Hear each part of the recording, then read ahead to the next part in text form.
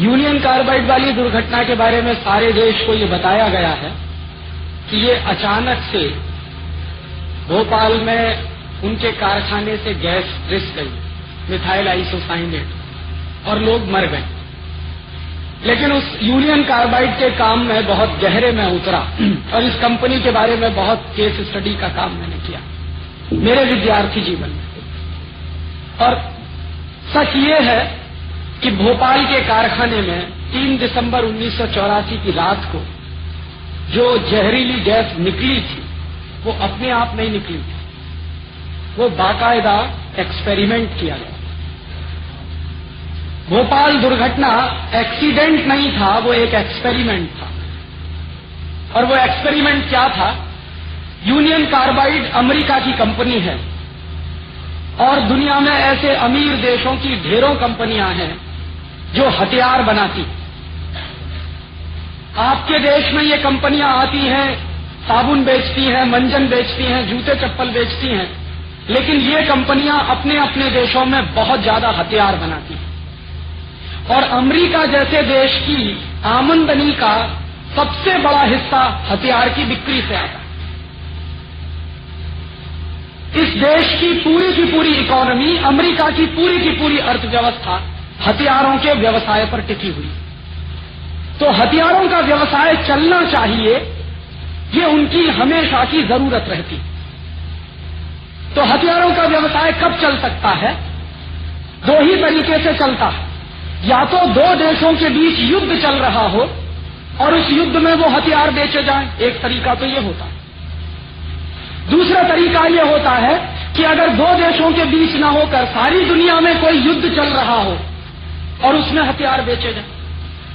और आज के जमाने में सारी दुनिया में एक अघोषित युद्ध चल रहा है जिसको आप आतंकवाद कहते हो। ये जो आतंकवाद के लोगों को जो भी लगे हुए हैं उसमें, चाहे वो कश्मीर में हो, चाहे वो आसाम में हो, चाहे नागालैंड में हो, चाहे त्रिपुरा में हो, चाहे मणिपुर में हो, या किसी भी दूसरे देश के हिस्से में हो, इन सारे बड़े बड़े आतंकवादियों को हथियार भेजने का काम ऐसी ही कंपनियां करती हैं। एक बंदूक है, आपने उसका नाम सुना होगा, AK-47। ये जो AK-47 नाम की बंदूक है, ये अमेरिका की कंपनी की बनाई हुई। और ये हिंदुस्तान में कैसे आती है? पहले अमेरिका की कंपनियां उसको चीन में बेचती, चीन उसको पाकिस्तान को देता और पाकिस्तान के माध्यम से फिर हिंदुस्तान में।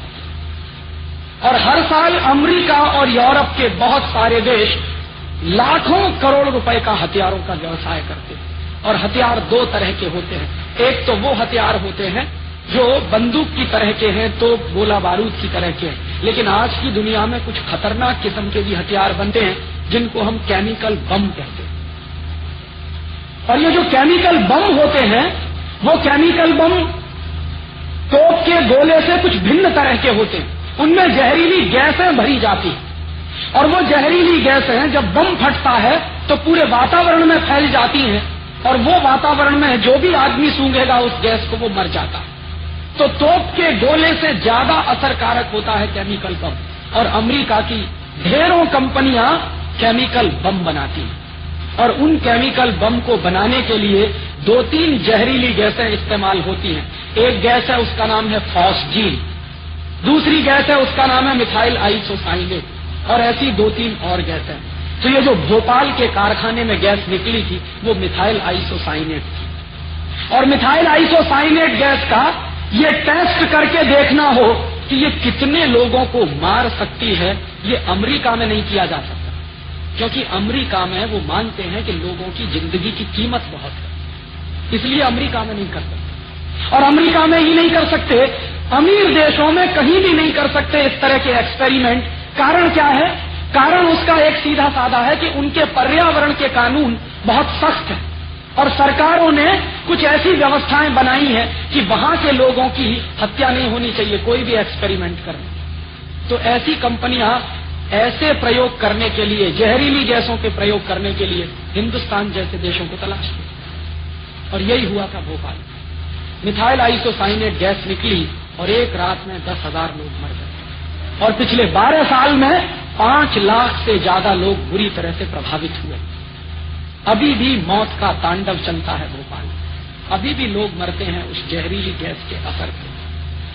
वो उन्होंने बाकायदा खूबसूरत प्रयोग करके देखा, और इसी प्रयोग के बाद फिर अमेरिका की फौजों ने और यूरोप के देशों की फौजों ने केमिकल बम गिराए इराक के ऊपर। जब खाड़ी युद्ध हुआ, खाड़ी युद्ध में वही गैसों के जहरीले बम, वही केमिकल बम उन्होंने गिराए और उनको बराबर उसके परिणाम मिले। लेकिन बम गिराने से पहले के जो प्रयोग किए गए वो हिंदुस्तान जैसों में, ब्राजील जैसे देशों, चिली और कोस्टारिका जैसे देशों, कोलंबिया जैसे देशों, ऐसे गरीब देशों में जहां की सरकारें बिकाऊ होती हैं, वहां पर इस तरह के एक्सपेरिमेंट किए जाते हैं। तो ये जो भोपाल में जो कुछ हुआ था वो ऐसे ही दुर्घटना नहीं, वो हिंदुस्तान के लोगों पर किया गया एक्सपेरिमेंट है।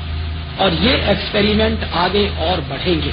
ऐसे ढेरों एक्सपेरिमेंट किए जा रहे हैं। एक विदेशी कंपनी आई हिंदुस्तान में दवा बेचती, और वो दवा दुनिया के किसी भी देश में नहीं बिकती। अभी तक उस दवा के ऊपर कोई क्लिनिकल टेस्ट नहीं किया गया, कोई क्लिनिकल ट्रायल नहीं किया गया है। लेकिन यहाँ के लोगों के ऊपर उस दवा का क्लिनिकल टेस्ट और क्लिनिकल ट्रायल हो रहा है। उस दवा का नाम है नॉरप्लांट, बहनों के ऊपर हो रहा है।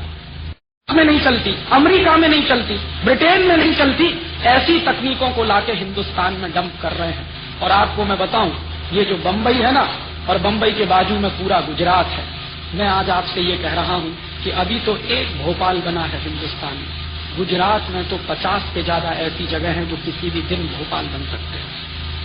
आपको मालूम है इस भोपाल, इस गुजरात की कहानी क्या है? ये गुजरात एक जमाने में कृषि प्रधान प्रदेश था। आज पूरा का पूरा प्रदेश केमिकल इंडस्ट्री वाला प्रदेश बन गया। मैं जब भी बड़ौदा से गुजरता हूं, जब भी भरूच और अंकलेश्वर से मेरी ट्रेन गुजरती है, सिर में चक्कर आने लगता। बड़ौदा के लोग मुझसे बताते हैं, मैं जाता हूं बड़ौदा, पानी वहां का जहरीला हो गया, जमीन के नीचे से निकलने वाला पानी जहरीला हो गया। और ऐसे 60 से ज्यादा प्रोजेक्ट गुजरात में चल रहे हैं। जो टेक्नोलॉजी आई है विदेशों से, वो दुनिया के सारे देशों में रद्द कर दी गई है, बैन कर दी गई है। वो टेक्नोलॉजी गुजरात में लाई गई है। तमाम जगहों पर उसके कारखाने चल रहे हैं, और पर्यावरण का प्रदूषण ही नहीं बढ़ रहा, लोगों के मौत की तैयारी हो रही है। किसी भी दिन आपको पता चलेगा कि दूसरा भोपाल कहीं बड़ौदा में बनेगा या बड़ौदा के आसपास बनेगा। और एक बार बच चुका है। बड़ौदा के पास जो बड़ा प्रोजेक्ट है केमिकल टेक्नोलॉजी वाला, एक बार उसमें ऐसी दुर्घटना हुई। भगवान की कुछ ऐसी कृपा थी कि उस दिन हवा जो थी वो बड़ौदा से बाहर की तरफ बह रही थी। अगर हवा बड़ौदा शहर के अंदर की तरफ बह रही होती तो बड़ौदा नहीं रहता। इतने खतरनाक प्रोजेक्ट इस देश में आए, और ये सब टेक्नोलॉजी के नाम पर लाए गए। और ऐसे जगह जगह विनाश के कारखाने खड़े किए जा रहे हैं। और ये सारी की सारी केमिकल इंडस्ट्री वहां से बंद की जा रही है, यूरोप के देशों से, अमेरिका के देशों से, और उसको हमारे यहाँ लाके लगा रहे हैं। मुझे दर्द बहुत है अपने दिल में भोपाल का, क्योंकि 12 साल हो गया है, अभी तक किसी को न्याय नहीं मिला। हमारे जैसे लोग 12 साल से, मैं तो मेरे विद्यार्थी जीवन से ये मांग कर रहा था कि वॉरेन एंडरसन, जो यूनियन कार्बाइड कंपनी का सबसे बड़ा ऑफिसर, उसको लाके हिंदुस्तान में गिरफ्तार करके मुकदमा चलाया जाना चाहिए। लेकिन आज तक किसी सरकार को फुर्सत नहीं है उसको गिरफ्तार करने की। इस देश में न्याय की पद्धति क्या है? आपकी आंखों के सामने, मेरी आंखों के सामने हजारों लोग मरे हैं, लाखों लोग मर रहे हैं, लेकिन उनको हम न्याय नहीं दे पा रहे हैं। ये कैसा न्याय है? ये भोपाल में हुआ है और अगले तमाम जगहों पर होने की तैयारी है। इसलिए मैं आपको चेतावनी दे रहा हूं कि ये भोपाल एक नहीं, हिंदुस्तान में 60-70 भोपाल बन सकते हैं किसी भी दिन। जिस दिन वहां इस तरह के एक्सपेरिमेंट होने शुरू हो जाएंगे, वो भोपाल बन जाएंगे। क्योंकि वो मानते हैं कि हम और हमारे जैसे लोग तो विदेशी कंपनियों की लेबोरेटरी के चूहे हैं, हमारी तो कोई औकात नहीं है, हमारी तो कोई हैसियत नहीं है, मरे तो मर जाएं। और उससे भी ज्यादा दुख मुझे दूसरी बात का होता कि भोपाल में जो हजारों लोग मर गए, हमारे दिल में कहीं हलचल नहीं हुई। सारे देश ने शांति के साथ इसको देखा। सरकार दिख जाती है, समझ में आता है, कोर्ट कुछ नहीं करता, समझ में आता, लेकिन देश के लोग इतने मरे हुए हैं कि मेरा भाई मर गया, मेरे पड़ोसी मर गए, लेकिन हमारी आंखों का पानी भी नहीं उतरा। जानते हैं ये क्यों हुआ? ये मैं मेरे भाषण में जो कह रहा, सिर्फ दुर्घटना नहीं, भोपाल एक चेतावनी है कि अगले कुछ वर्षों में अगर हम नहीं जगे तो हिंदुस्तान में जगह जगह भोपाल बनेगा।